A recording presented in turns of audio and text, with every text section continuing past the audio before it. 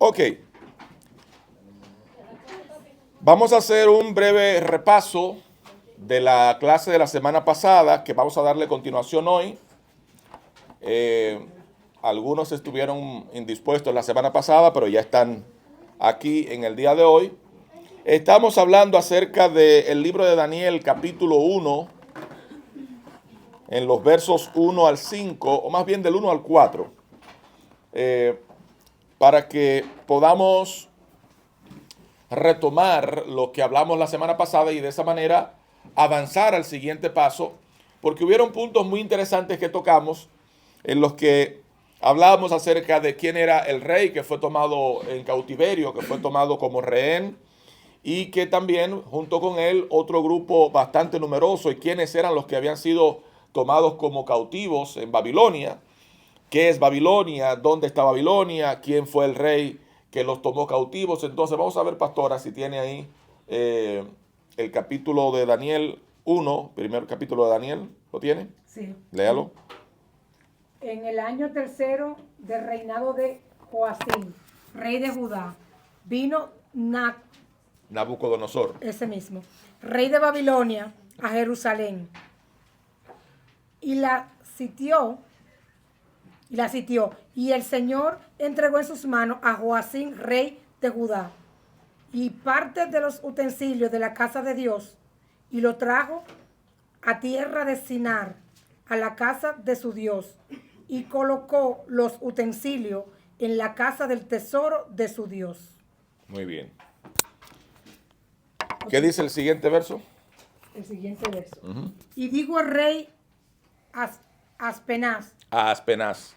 jefe de sus eunucos, Eunucos. que trajese de los hijos de Israel el linaje real de los príncipes. Sigo. Muchachos en quienes no hubiese tacha alguna, de buen parecer, enseñado en toda sabiduría, sabio en ciencia y de buen entendimiento. Ok, páralo ahí. En pocas palabras, el rey Nabucodonosor estaba buscando jóvenes como el pastor, sabio, de buen parecer, entendido en la ciencia, en el conocimiento. Atrévase uno a decir que yo no soy así, que lo pongo 3 meses en disciplina. No, pero aquí vemos una serie de acontecimientos en la que podemos definir lo que corresponde a este verso para entonces pasar en estos versos al segundo punto de esta clase. Ahí hablábamos, por ejemplo, de que el rey Joacim reinó, gobernó, y le quiero recordar a ustedes que esta es una clase, los miércoles es una clase donde ustedes pueden participar, pueden preguntar, donde ustedes pueden interactuar, porque queremos hacerla interactiva, que no sea un monólogo, de manera que todos podamos tener un aporte significativo. Entonces, en el contexto histórico, el rey Joacim gobernó entre el año 609 y el 598 a.C.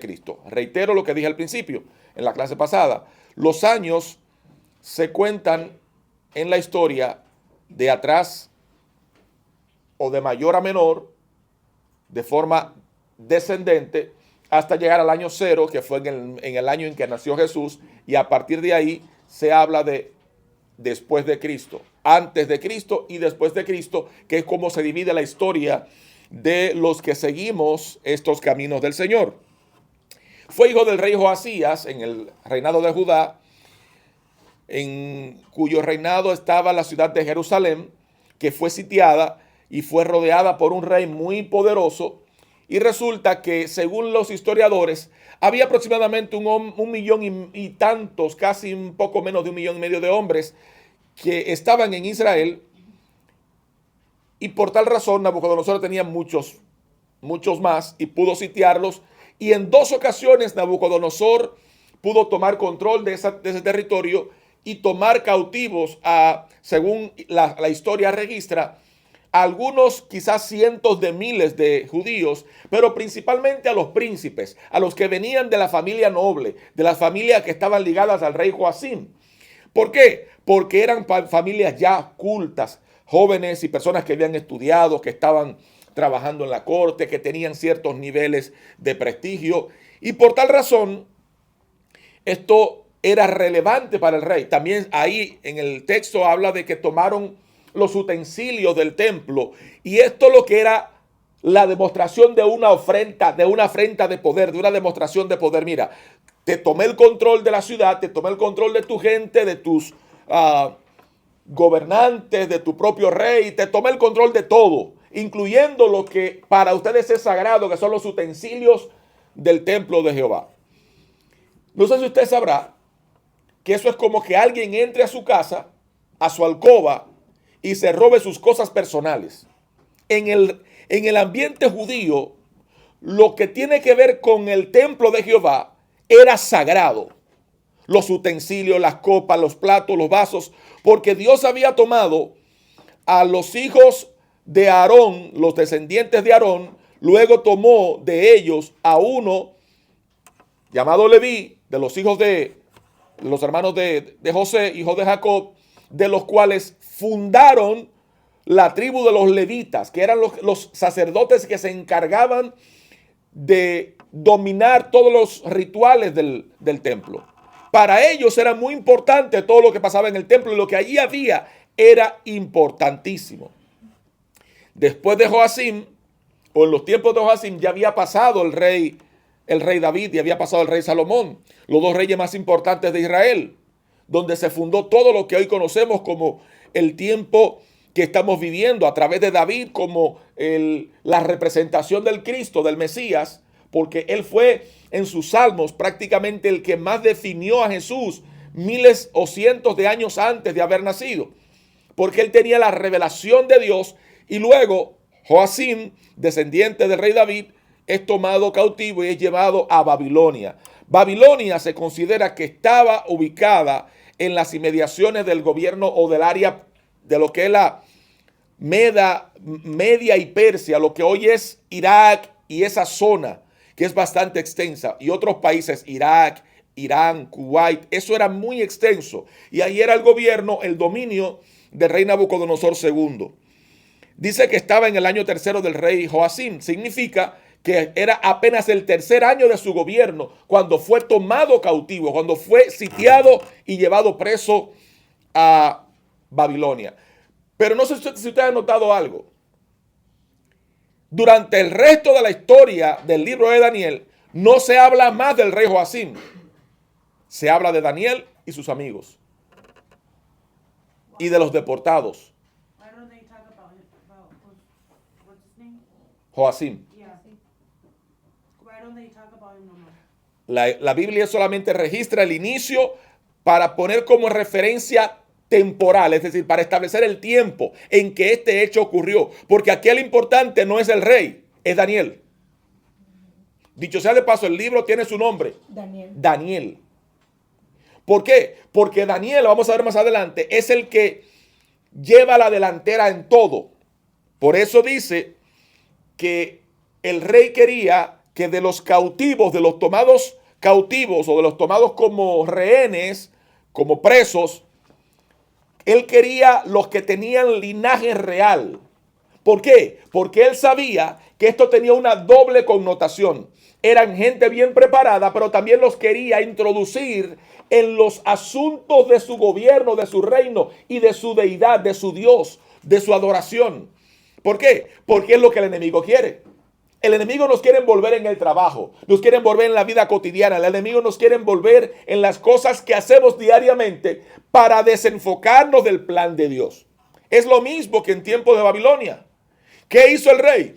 El rey quería que estos muchachos de buen parecer, apuestos, buen mozos, así como Joel y como yo, como Ángel, como Tito, como Nathan, Santo, como los jóvenes de la iglesia, como Isaías, en fin, nosotros los bellos, los jóvenes de la iglesia. ¿Alguien diga amén, por favor? Amén. Gracias, pastora, yo también la amo. Entonces, esto tenía, como les decía, una doble connotación. No solamente que fueran jóvenes, sino que no tuvieran tacha, dice la palabra. Es decir, que no tuvieran defectos físicos, que fueran apuestos. ¿Por qué? Porque imagínese usted una persona con la cara rayada en la corte real. Era una persona con una deficiencia física. No se iba a ver bien cuando vinieran otros reyes o cuando vinieran a hacer esas grandes fiestas que se hacían en esos reinos que duraban hasta 6 meses, 3 meses. Si ustedes se buscan la historia de Esther, van a ver que el rey Jerjes o Artajerjes, tiene diferentes nombres según el libro y quien lo haya escrito, pues este hombre tenía fiestas que duraban meses. De hecho, hace poco hubo alguien de la India, de los más ricos de la India, que hicieron una fiesta de boda de 6 meses. Y llevaron a cantantes famosos, en fin. Se sigue llevando esa misma cultura porque estamos hablando de que todo lo que es la India, Asia, Persia, todo eso era ese territorio babilónico, por lo que todavía se sigue viviendo lo mismo que se vivía en aquella época. Pero en el caso de Nabucodonosor, él no solamente quería traerlos a ellos para servirle, sino también enseñarles su ley, su cultura, sus letras, enseñarle a adorar sus dioses, a comer su comida, a vivir al estilo de Babilonia. ¿Por qué? Esto le demostraba a Israel que él tenía el poder de tomar a su propia gente, hacer lo que él y su pueblo estaban acostumbrados a hacer, a adorar al Dios que ellos adoraban, a vivir como ellos vivían, olvidándose y apartándolos de lo que ellos por costumbre habían aprendido y como habían vivido. Eso es lo que hace el mundo hoy en día con nosotros. Nos envuelve en el sistema, nos envuelve en todo lo que el mundo tiene, a diferencia de lo que el reino de los cielos nos establece. Por ejemplo, el reino de los cielos nos tiene una ley establecida donde dice: amarás a Dios, amarás al prójimo, no matarás, no robarás, no codiciarás, en fin. Hay un decálogo, pero aparte de esos 10 mandamientos, hay muchas más leyes que tenemos que cumplir. Y eso es lo que estamos llamados a hacer nosotros, que era lo que le pasaba a Daniel y a sus amigos. Ellos conocían la ley de Moisés, ellos vivían bajo la ley de Moisés, conocían los rigores del reino de Dios a través de la ley, y eso era lo que culturalmente ellos conocían y practicaban. El mundo, que es lo que representa Babilonia, quiere traernos un conocimiento diferente, apartarnos de la Biblia, del respeto, de los valores. ¿Y qué trae el mundo? Maldad, desorden, opresión, opulencia, aplastar al otro con lo que yo tengo. Tú te compraste un carro, yo tengo que comprar uno mejor.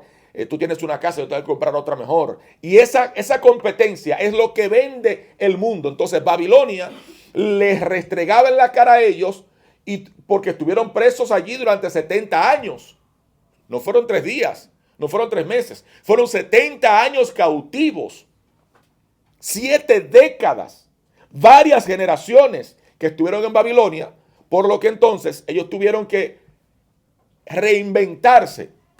Ahora bien, en el caso, por ejemplo, de Daniel, la palabra dice que el rey pidió que de los hijos de Israel, jóvenes con las cualidades que ya mencionábamos hace un momento en la lectura, fueran tomados para trabajar para él. Con esto aparece entonces Daniel y 3 de sus amigos, en los cuales el libro centra toda su historia. Pero más adelante nos damos cuenta que Daniel tuvo que enfrentar situaciones difíciles en medio del pueblo. Pero, por ejemplo, ¿cuáles situaciones vivió Daniel? Daniel vivió la situación de tener que demostrarle al rey que él tenía la capacidad de comer alimentos que él conocía, que él ya dominaba, de lo que él estaba acostumbrado a comer en Israel, en el reino de Judá. Además de que él sabía que la comida del rey Nabucodonosor era ofrecida a los dioses paganos, y él decía: no quiero comer de esa comida porque no me va a caer bien. Además, me imagino que la comida de esa región era con un sazón diferente, para irnos al contexto cultural más que al religioso en este momento. Y él sabía que si comía esa comida, quizá con mucho curry, no sé quiénes han ido a la India o quiénes han ido en mi caso estuve en Trinidad y Tobago hace unos años atrás, y es prácticamente la misma comida hindi. Es una comida muy condimentada, con mucho curry. La pastora estuvo en una ocasión, fuimos a un viaje, y en Carolina del Sur, en un pueblo, nos llevaron a un restaurante jamaiquino, que es prácticamente la misma cultura, la misma costumbre de la comida con mucho curry, y la comida le cayó mal. Duró 3 días con el estómago descompuesto en Georgetown. Y casualmente yo comí otra cosa que no era del menú de la comida de ese país y no me cayó mal. Esto le pasó a Daniel. Daniel sabía que si comía lo que le preparaban al rey tenía 2 problemas que enfrentar. El problema espiritual, porque era una comida dedicada a dioses paganos y se hacían rituales y cuantas cosas hubieran, pero a la vez también eso no le caía bien a su cuerpo. Y el rey quería que los prepararan por 3 años, no solamente en las costumbres de ese reino. Cuando usted llega a un trabajo, a usted lo forman para trabajar y aprender lo que se debe de hacer ahí. Eso no significa que usted cambie de ser cristiano a convertirse en un pagano. Usted puede trabajar en la Casa Blanca, en la política, usted puede trabajar en cualquier trabajo, usted puede trabajar como seguridad de algún banco, usted puede trabajar como lo que sea. Y usted lo que tiene que saber que sus fundamentos no los puede cambiar para adherirse a lo que el mundo y el sistema le dice que tiene que hacer. Usted no toma alcohol porque la borrachera trae problemas. Usted no usa ningún tipo de droga porque eso trae problemas. Usted no miente porque eso trae problemas con el cielo. No hay mentira piadosa. La mentira es el pecado, un pecado igual que el asesinato. Siempre se lo voy a decir. Igual que el robo, igual cualquier cosa. ¿Sí? Entonces, si uno es abogado y es cristiano, ¿eso sería un pecado? No, para nada. Mi hijo pregunta que si ser abogado es un pecado. Yo le digo que no, que para nada. El tema radica en cómo llevar los casos. Hay abogados cristianos que prefieren, por ejemplo, enfocarse en áreas que tienen que ver más con que no sea lo criminal. ¿Por qué? Porque en lo criminal el abogado tiene que disfrazar la verdad con mentiras para hacer creer y demostrar con falsedades, la mayoría del tiempo, cosas que no son, ahí sí parecen bíblicos, haciendo cosas que no son, parecer como si fuesen. Porque es cuestión de percepción. Entonces, la mayoría de los abogados cristianos, verdaderos cristianos, no se meten en asuntos que no puedan dominar. ¿Por qué? Porque saben que mentir le trae consecuencias, que fue el caso de Daniel. Con el caso de la comida, Daniel dijo, bueno, yo voy a hacer lo siguiente, yo voy a comer lo que me conviene a mí, que me traigan este tipo de alimento porque es lo que yo conozco. Y yo sé que esto es lo que me va a hacer bien, porque dentro de 3 años, cuando nos lleven donde el rey, nosotros vamos a estar en buena condición. Porque si nos alimentamos mal, nos vamos a desnutrir. Y eso pasa con el cristiano que no se nutre bien de la palabra de Dios, que no se nutre bien del conocimiento de Dios, que no lee correctamente la palabra, que no la interpreta correctamente. Cuando usted no domina los conceptos bíblicos básicos, no podrá entender los profundos. La gente dice, Dios conoce lo oculto y lo escondido, conoce lo que está en tinieblas y con él mora la luz. Pero ese verso tiene una connotación demasiado profunda. Él conoce lo oculto. Y la palabra dice que Él nos dará a entender cosa oculta que ojo no ha visto, ni oído han oído. Es decir, Dios va a hablar desde el cielo, cosa que ningún ser humano ha oído. Nos hará ver cosas que nadie ha visto. Por eso Él conoce lo oculto y lo escondido. Porque la eternidad no ha sido revelada por completo al ser humano. Hay fragmentos de la eternidad que Él la ha entregado a ciertas personas. Pero la eternidad es infinita. Si Dios entregara toda la eternidad, dejaría de ser Dios. Entonces, conoce lo que está en tinieblas. Dígame si Dios no conoce donde hay un demonio. Puede estar oculto bajo lo que sea. Dios conoce todo lo que se mueve en la atmósfera terrestre y en la atmósfera celestial. A Él no se le escapa nada. Entonces, cuando usted tiene el conocimiento de la palabra, nadie le puede vender un gato dentro de un bolso y haciéndole creer que es un zapato. No. Entonces, el conocimiento de la palabra nos hace entender cuándo algo es de Dios y cuándo no, y cuándo actuar de una manera y cuándo no actuar de una manera. Porque los principios cristianos no se transgreden, no se pueden cambiar. Los principios cristianos serán siempre los mismos. O dígame cuándo los 10 mandamientos se han cambiado. Amarás al Señor tu Dios con toda tu mente, con toda tu alma, con todo tu corazón. Y amarás al prójimo como a ti mismo. No robarás, no matarás, no cometerás adulterio, no fornicarás. no dará falso testimonio. Yo reitero, a mí me da pena a veces oír gente diciendo Dios dijo, sin Dios está diciendo nada, inventándose cosas. Eso es blasfemia. ¿Qué dice uno de los mandamientos? No tomarás el nombre de tu Dios en vano. En pocas palabras, no diga Dios ha dicho cuando Dios no está diciendo, cuando eres tú. O Dios me dijo cuando es tu propia imaginación. Cuidado con eso. ¿Por qué? ¿Qué pasa? Lo que sale de la boca de Dios tiene poder, tiene cumplimiento. Toda palabra que sale de la boca de Dios dice no retornará vacía, sino que hará aquello por lo cual fue entregada. Daniel sabía ese concepto.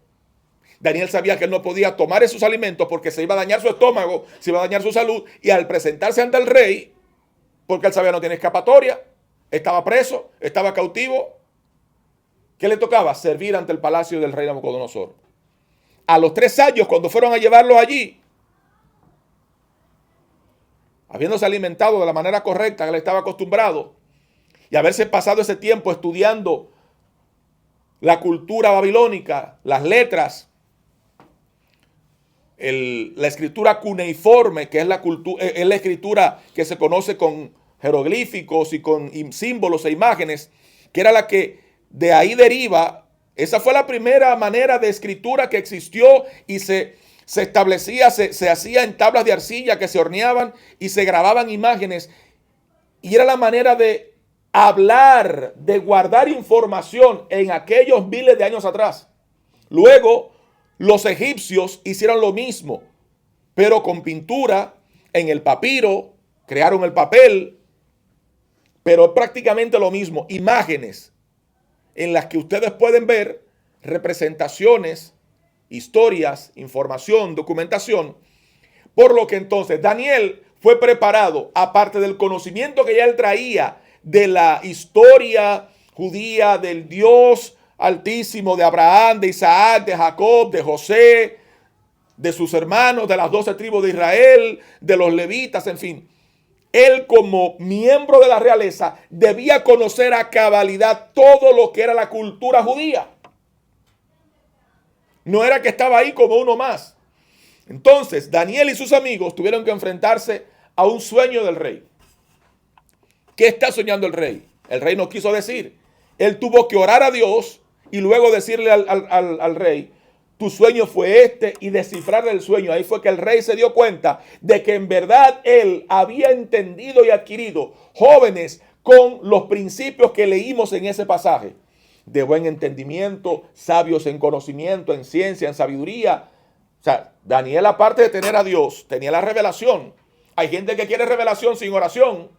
Hay gente que quiere que Dios le hable sin entrar en la intimidad con Dios. Hay gente que quiere sentarse a la mesa, pero no quiere tener el compromiso de poner alimento en la mesa. Hay gente que quiere la unción, pero no quiere el sacrificio. Hay gente que quiere el resultado de Daniel, pero no tiene la intimidad que tenía Daniel. Se levantó un decreto de que todo el que no adorara una imagen de oro que el rey mandó a construir, lo mataban. ¿Qué hizo Daniel? Abría sus ventanas y oraba 3 veces al día al Dios de Israel. Cuando fueron a donde el rey a dar el chisme, él dijo que yo no voy a adorar a otro Dios. Otro problema que enfrentó Daniel. Hoy en día a nosotros se nos presenta cualquier problema y negamos a Dios como Pedro. Fácilmente negamos a Dios como Pedro. Salimos corriendo porque no queremos que nos saquen del trabajo. No queremos perder quizá la pareja. No queremos perder. Y hay que tener cuidado con eso. Si Dios no es lo primero para nosotros, estamos fritos. Estamos mal. Dios tiene que ser primero en todo, pero para eso hay que tener un nivel de conocimiento de quién es Dios.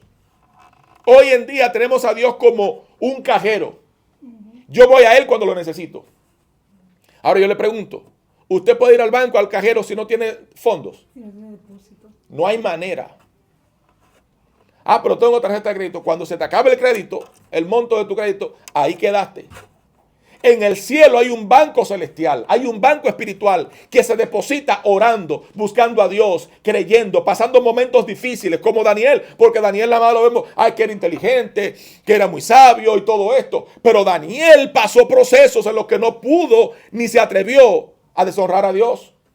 Primero con la comida, luego con los sueños. ¿Y qué pasó cuando Daniel y sus amigos fueron ante el rey? Los que mejor presentación y sabiduría tenían. Así tenemos que presentarnos nosotros delante de Dios. A veces vamos a ser procesados, vamos a ser empujados con violencia, pero la palabra dice, me empujaste con violencia para hacerme caer, pero la mano de Jehová me ha sostenido. Gloria a Dios. Mientras no conozcamos la palabra, no podemos apelar a ella. Nada más nos recordamos lo que dice, mi socorro viene de Jehová, porque solo estamos pensando en la provisión. Alzaré mis ojos a los montes. ¿De dónde vendrá mi socorro? Todo el mundo se sabe ese versículo. Mi socorro viene de Jehová, que hizo los cielos y la tierra. Pero cuando te ves ante alguien que te está presionando para que tú hagas lo contrario en el trabajo, para que tú te portes incorrectamente, para que tú digas lo que no le conviene al reino de los cielos, y cuando usted se planta y dice, no, es que yo no practico eso. No, es que yo no soy de esa línea. No, es que yo no, es que no, conmigo no cuente. El cristiano honesto, como Daniel, no transgrede la ley de Jehová. No se dobla.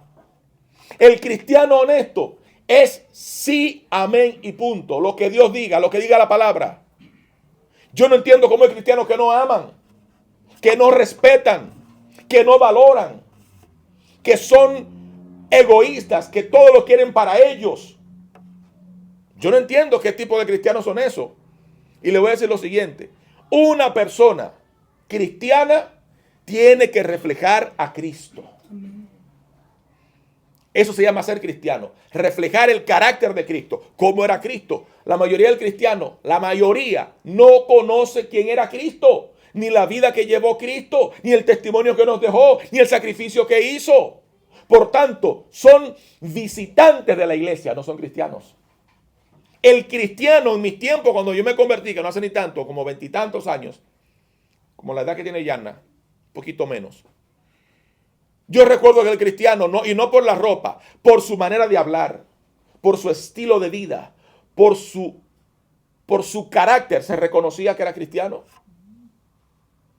Sin abrir la boca. Y valía la palabra de un cristiano. Y la palabra de un cristiano tenía valor. ¿Cierto, pastora? Hoy en día, nadie quiere hacer negocio con los cristianos. ¿Por qué? Porque nos parecemos más al mundo de las tinieblas que al mundo del evangelio de Cristo. Diga, pero eso es allá afuera. Aquí no. Vamos, dígalo. En nuevos tiempos no. Eso es por allá en Babilonia, en Israel, en esos lados por allá. Aquí no. Y es el momento donde nosotros tenemos que empezar a establecer qué tipo de cristianos somos. Si somos como Daniel y sus amigos, o somos como los que solamente somos simples visitas de la iglesia, sin ningún compromiso. Somos cristianos de la secreta. Otra cualidad era que tenían que ser intachables, apuestos, enseñados en toda sabiduría. Por ejemplo, ¿alguien me puede decir cuando habla de enseñados en sabiduría, a qué se refiere ese texto bíblico? ¿Qué tipo de conocimiento tenían Daniel y sus amigos? Reina, ¿qué tipo de conocimiento tenían Daniel y sus amigos cuando llegaron a Babilonia como cautivos? Las leyes de Moisés, ¿Perdón? las leyes de Moisés conocían. La ley de Moisés, ajá, ¿quién más? ¿Javier? Sabiduría, porque conocían cultura y la ley de Moisés era la ley de Dios. Y la sabiduría realmente es la habilidad de manejar el conocimiento. Eso es lo que se sabe. Pero el conocimiento que tú dices que ellos tenían la habilidad de manejar era, primero, la literatura, la ley, la literatura judía.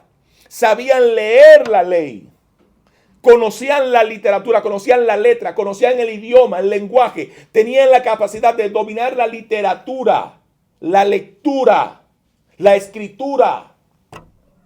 La mayoría del pueblo común no sabía escribir, no sabía leer. Por eso es que usted se fija que aún en los tiempos de Jesús, los escribas se levantaban a leer el rollo. Tenían que estudiar para aprender a leer los rollos de la ley, de la palabra de Dios. No todos podían leer, por eso era que habían más escuchantes, más escuchando y uno solo leyendo. Por eso la gente se escandalizaba con Jesús cuando preguntaban, ¿qué conocimiento tiene este? ¿Quién le enseñó esta literatura? ¿Cómo es que él puede leer estos versos? Cuando wow, siento la presencia de Dios.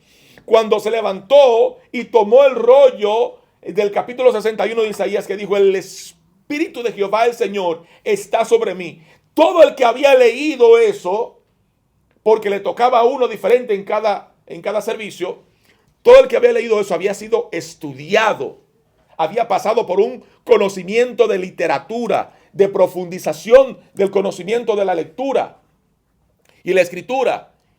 Y sabían que para leer ese rollo en específico había que tener un nivel de revelación, además de que ese rollo estaba reservado para el Mesías. Nadie quería tocar ese capítulo 51 o 61 era el 61 del libro de Isaías. Ese era intocable y Jesús viene y rompe el protocolo. Los cristianos tienen que aprender a tener ese nivel de sabiduría. ¿Cómo lo tenemos? Señores, hay que leer la Biblia todos los días. Hay que estudiar la palabra todos los días, aunque sea un cortito tiempo. Pero tenemos que sacar tiempo todos los días. Por eso Daniel podía marcar la diferencia, porque él podía en un país diferente poder aprender a leer y aprender otra literatura. Otra cosa que aprendió él también fue filosofía. Conocer de las artes, conocer de la historia, conocer de la gente.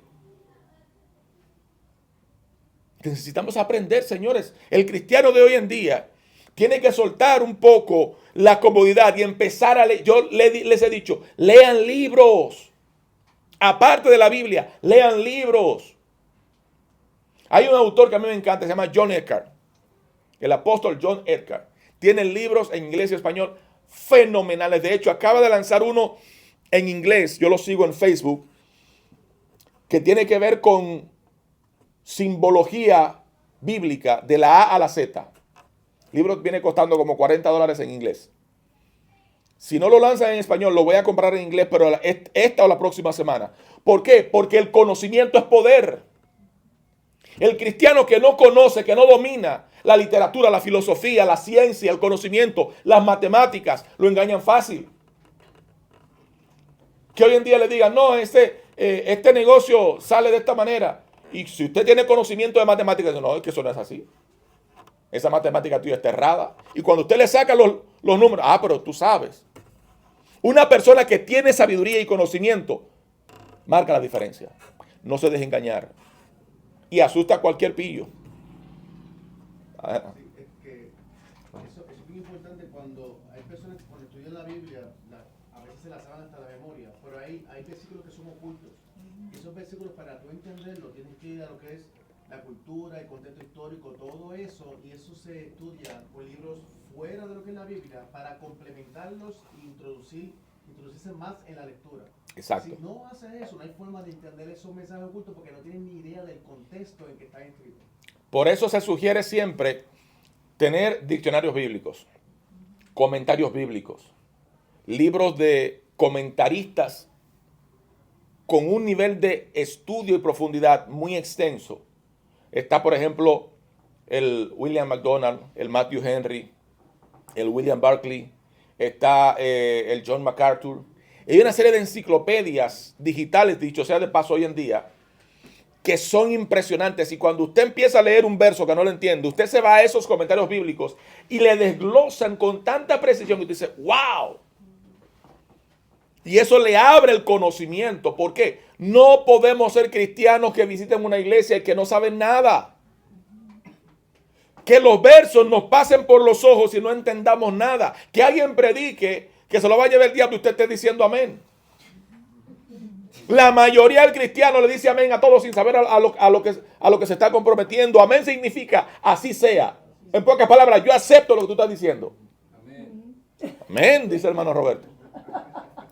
Entonces, cuando usted no conoce la revelación, la palabra, la semántica, la profundidad, usted le puede decir amén a cualquier cosa. Se está ligando fácilmente a un mundo espiritual que no es correcto.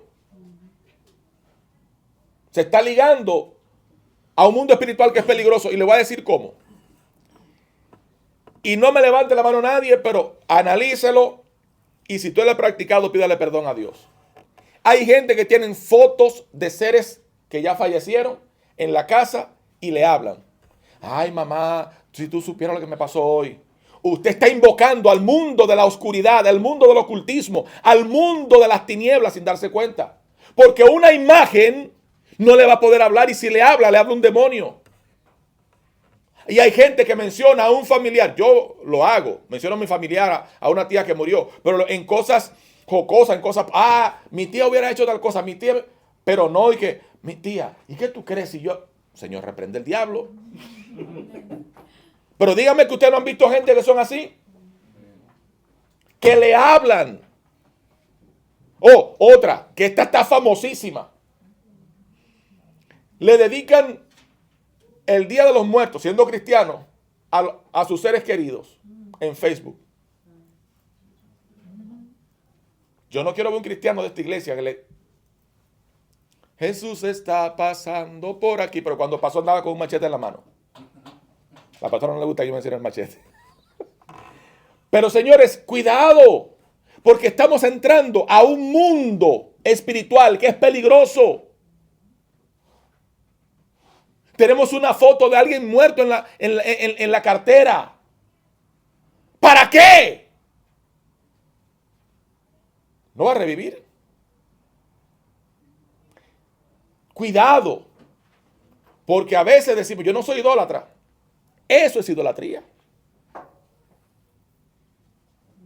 Mande. Doctor, como la gente que también tiende a tener las cenizas de supuestamente del muerto, pero realmente mi esposo tiene un amigo, un conocido, que trabajaba en una mortoria y le dijo que ahí no es nomás las cenizas de ese muerto, hay millones de muertos que los meten en el horno ese y sacan las cenizas nomás así. Uh-huh. Y mucha gente tiende a decir, yo tengo las cenizas de, por ejemplo, toda revuelta ahí de todo el mundo.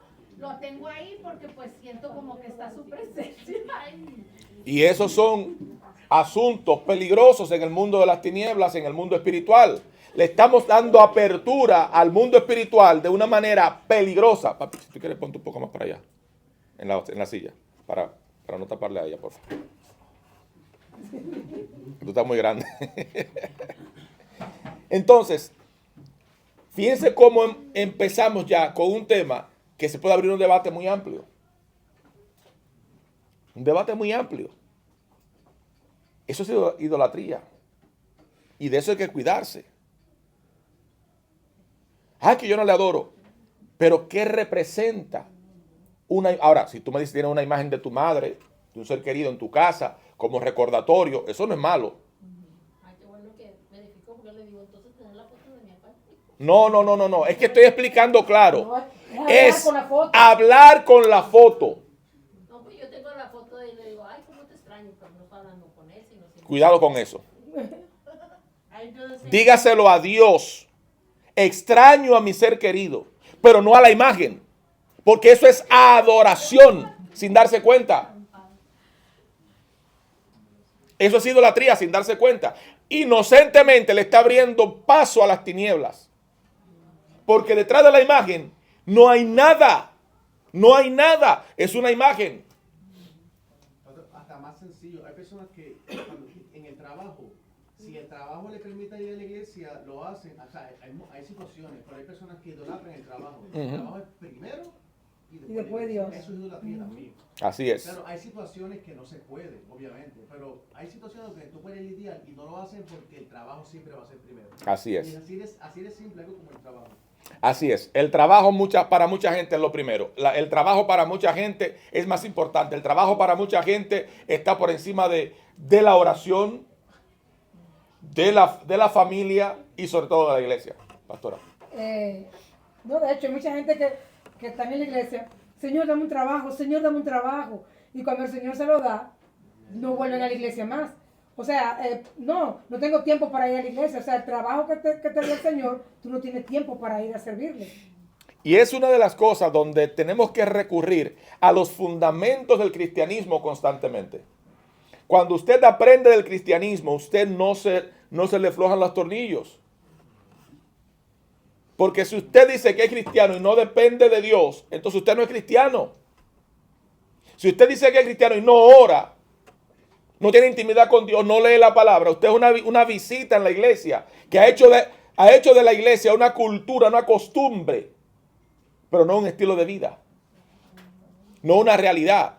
Ser cristiano requiere de un cambio. Miren, siempre digo este cántico que me encanta. Jesús está pasando por aquí y cuando Él pasa todo se transforma.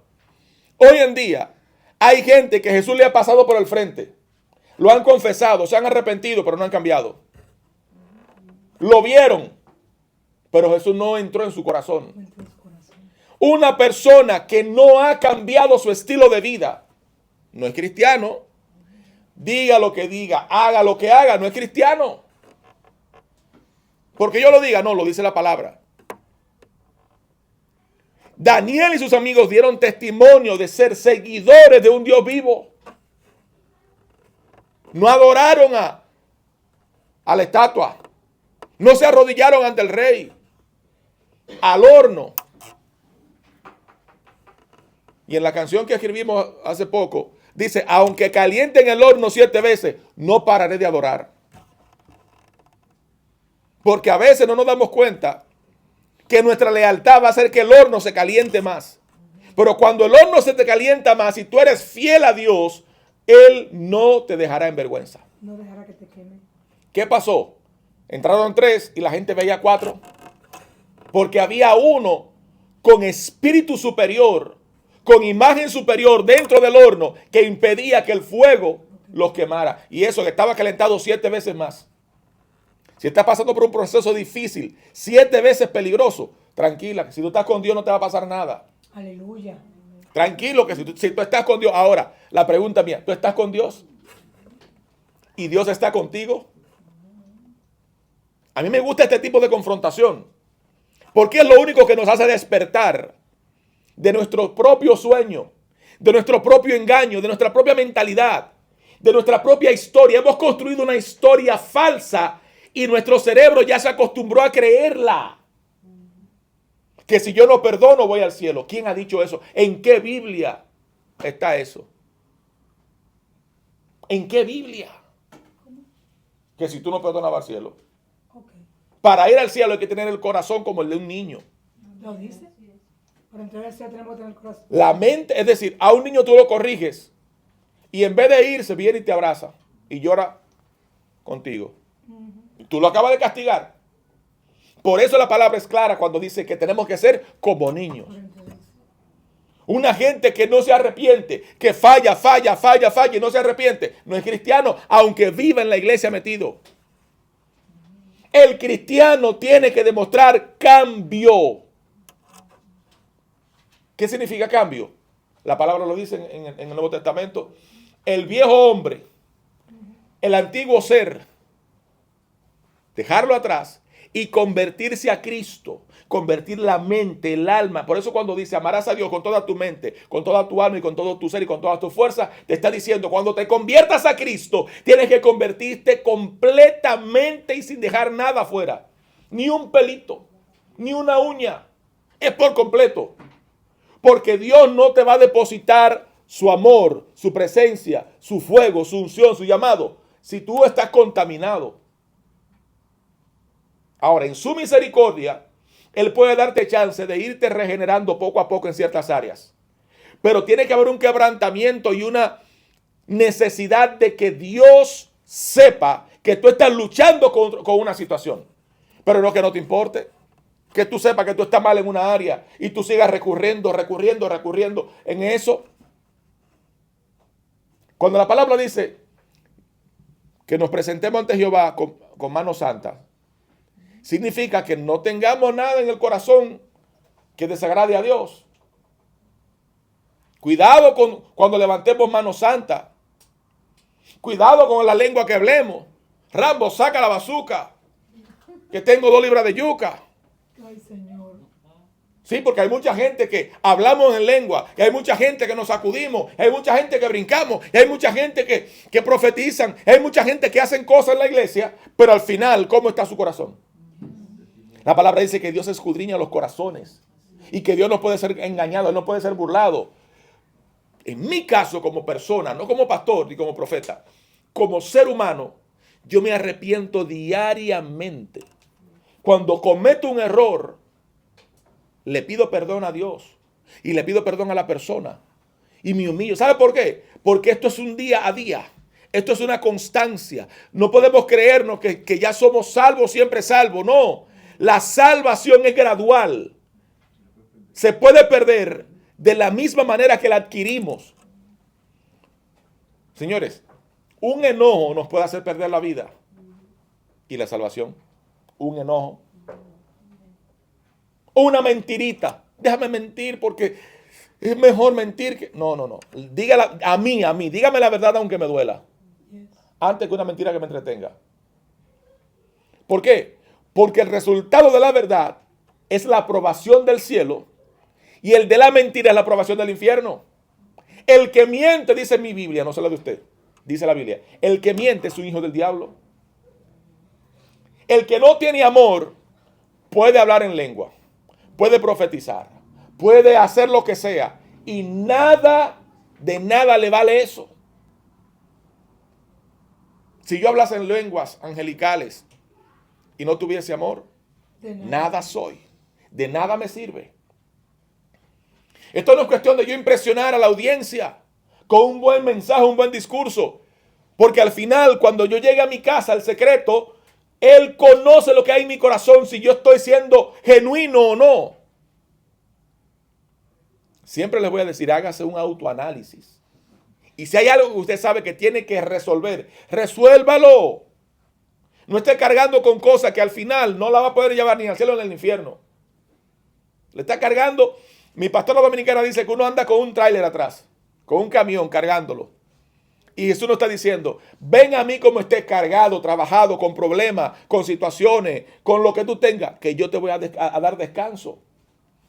Pero queremos ser más grandes que Dios. Queremos ayudar a Dios.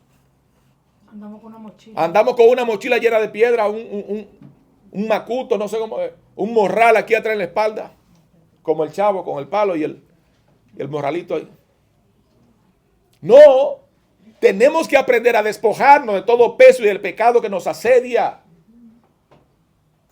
Un corazón dañado, un corazón herido, un corazón afectado no le agrada a Dios. Un corazón que no perdona, que no ama, que no respeta. Un corazón que no, una persona que no escucha a nadie. Mírenme, señores, eso es peligroso en un cristiano. Eso es peligroso. Yo les recomiendo que cuando usted lea la Biblia, busque la manera de pedirle a Dios sabiduría.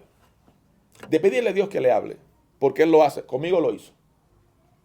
En la palabra yo la puedo leer un verso, un fragmento, y Dios me habla. No porque yo soy más especial que nadie. Es porque yo traté y oré y busqué a Dios de esa manera, donde yo le decía, necesito entender tu palabra. Abre mi entendimiento. Dame la luz de tu palabra. Lámpara es a mis pies tu palabra y lumbrera a mi camino. Es decir, la palabra es la lámpara que ilumina mi camino.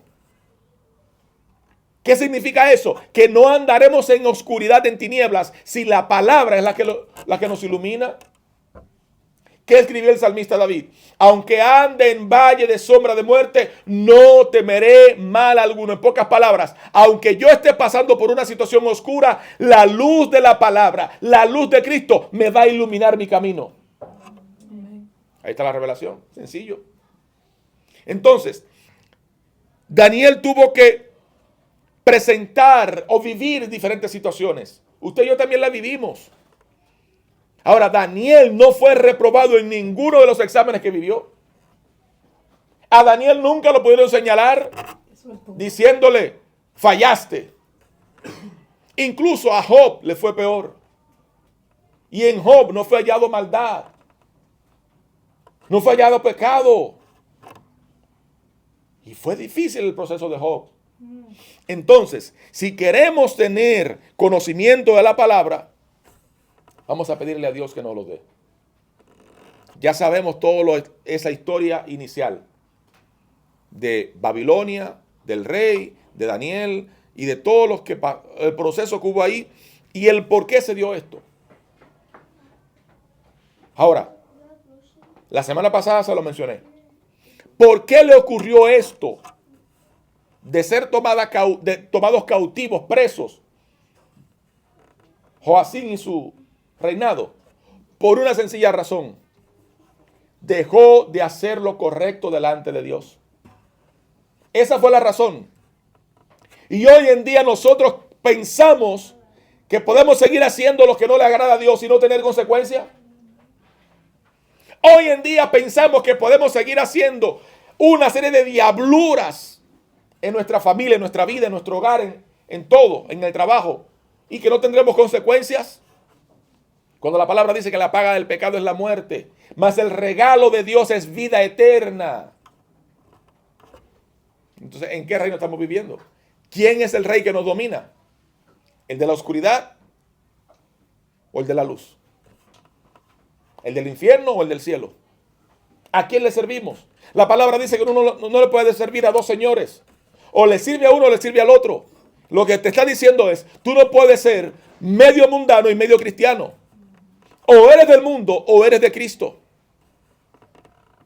Daniel fue hallado, aprobado, porque no se torció. Le dijeron, come de esta comida. No.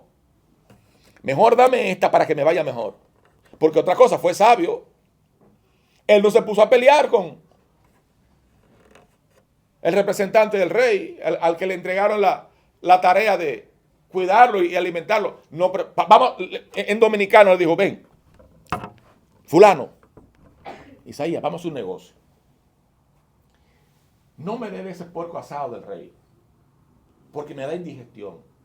Mejor dame del agua que traen del río, de ese ahí de la piedra, y dame uva en la mañana, dame papa al mediodía, y en la noche dame zanahoria. Yo estoy acostumbrado a comer eso todos los días. Yo te aseguro que en 3 años eso me hace mejor que toda la carne que el rey me va a dar. Mira, muchacho, ten cuidado, tú me vas a decir, ten cuidado, yo no quiero que el rey me mate, porque si ellos se presentaban sin la aprobación correcta ante el rey, ese hombre lo mataban. Porque el trabajo que él tenía era que se ocupara de prepararlos, tanto intelectual como físicamente. Y Daniel fue sabio, no te preocupes, vamos a estar, y lo convenció. Le traían la comida que él estaba acostumbrado a comer. Ahí trabajó 2 aspectos, lo físico y lo espiritual. En lo físico comía lo que a él le caía bien y a sus amigos. La costumbre. Si ustedes se fijan, busquen en YouTube comida kosher. La comida con la que se alimentan los judíos. Incluso el tipo de vino que toman los judíos. Es diferente al resto del mundo. La alimentación, los sazones, el tipo de comida, cómo preparan el pan para el Shabbat. En fin, se van a dar cuenta el tipo de alimentación. Incluso el tipo de leche que toman no es de vaca, es de cabra. Se alimentan diferente al resto del mundo, por eso son tan diferentes al resto del mundo. Y Daniel sabía que si lo hacía de esa manera, él iba a estar aprobado, primero por Dios y después físicamente. No cambiemos los principios por los cuales Dios nos ha llamado. No cambiemos porque el mundo está diciendo que tenemos que hacer las cosas de esta manera. No cambiemos. El evangelio sigue siendo el mismo de siempre, de ayer, de hoy y de los siglos por los siglos. Amén. El evangelio no ha cambiado. Hoy en día hay gente que me dice, No, porque esto es un evangelio raro. No, no confunda. El estilo de vida raro que vive alguien disfrazado de evangélico, de cristiano, no significa que eso es el evangelio. El evangelio significa, tiene un significado claro, buenas noticias de salvación. Eso es evangelio. Las noticias que nos ha dado Dios, que nos dan la salvación y la vida eterna. Una mala práctica, una mala conducta, un mal accionar de alguien que incluso se suba al altar, eso no es ser cristiano. Y les he dicho siempre, los que estamos en el altar, tenemos doble compromiso. Cuidémonos más. Porque aparte de que la vista está puesta en nosotros, el cielo nos ha delegado una función de ministrar a un pueblo. Y si nosotros no estamos correctos delante de la presencia de Dios, estamos acarreando maldición. Cuídese de eso. Maldición. Igualmente, una persona que no esté viviendo una vida correcta delante de Dios y esté en el altar, ¿qué está impartiendo? Está impartiendo ese mismo problema. Yes. El mundo espiritual es muy delicado. Hay una línea muy delgada que no podemos transgredir.